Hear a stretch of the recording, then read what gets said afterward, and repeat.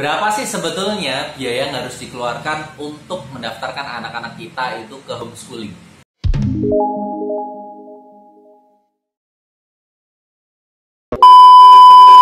Pertanyaan ini sering sekali kita dapatkan, sering mampir ke WhatsApp-nya Bintang Mulia Homeschooling. Banyak orang tua yang menanyakan tentang biaya homeschooling. Kalau Anda pernah menyaksikan video yang pernah saya buat di waktu sebelumnya, saya pernah membahas tentang apa sih seluk-beluk tentang homeschooling ini. Dimana saya menyebutkan sebetulnya ada homeschooling yang sifatnya dia pure murni homeschooling dan juga semi terlembagakan. Nah, ketika kita membicarakan tentang biaya, sebetulnya kita tidak lepas dari dua pilihan tadi itu. Contoh, saya ambil kasus yang pertama. Ketika kita membicarakan tentang homeschooling yang dia adalah murni pure homeschooling ya, itu adalah planningnya dari kita sendiri, terus kemudian perencanaan kegiatannya dari kita sendiri, lalu kemudian nanti alat dan bahan apa saja yang harus saya persiapkan untuk anak-anak saya ini belajar, itu pun juga kita pilih sendiri. Artinya biaya pada kasus pertama ini kita tidak bisa menentukan.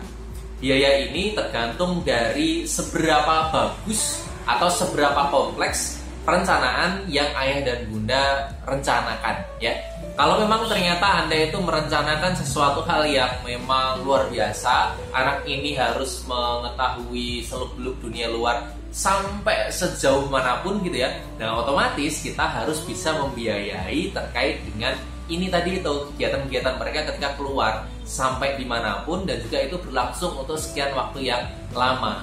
Nah, kalau ternyata kita itu membuat planning yang cukup sederhana tetapi juga oke gitu ya, artinya untuk pada skala-skala tertentu ini saya rasa cukup untuk memberikan wawasan kepada Anda misalkan gitu. Nah, kalau kasusnya seperti itu, Anda itu nanti bisa memberikan budget yang cukup minim atau lumayan lah kalau saya mengatakan. Jadi tidak terlalu mahal-mahal banget, karena itu semuanya tergantung dari planning yang Anda berikan. Nah, terkait dengan planning ini sebetulnya Anda itu tidak perlu harus memberikan planningnya wah gitu ya, keluar sana kemari mengeluarkan biaya banyak. Sebetulnya tidak perlu itu. Gunakanlah sumber daya yang Anda miliki. Maksud sumber daya ini itu adalah segala macam yang memang bisa kita gunakan. Contoh saja yang sering saya ketemu, beberapa orang tua ini kan pasti punya rekan bisnis ya, atau kawan-kawan partner dalam bidang-bidang yang lain. Contoh, seorang anak pernah cerita ke kami ya, dia itu pernah ketemu dengan seorang, jadi di kota kami, di kota Kudus itu ada seorang penjual atau apa ya, kalau dikatakan dia bisnis retail dan sangat sukses sekali. Nah, anak ini ya, dia itu bakat bisnisnya bagus, jago jualan, ada bakat lah intinya kan gitu. Orang tua ini kenal dengan si pemilik retail yang sukses ini. Tanpa pikir panjang, tanpa mempersiapkan biaya segala macam, dia ngontek, boleh nggak anak saya ini tanya-tanya tentang bisnis usahamu kan gitu. Orang tua ini sudah kenal sebelumnya, sudah kenal dekat, mereka temen, mereka langsung mengatakan boleh kan gitu. Akhirnya terjadilah pertemuan itu. Pertemuan ini itu luar biasa sekali. Selama kurang lebih hampir 1 jam ya, yang dibicarakan dan yang ditanyakan oleh anak ini itu adalah segala macam tentang seluk-beluk bisnis. Bagaimana si omnya ini bisa memulai bisnis ini dari mulai awal sampai sukses seperti sekarang, kendalanya apa saja. Yang paling bagus adalah pikiran-pikiran kritis, pertanyaan kritis seperti itu muncul dari Ananda ini ya, dia muncul sendiri.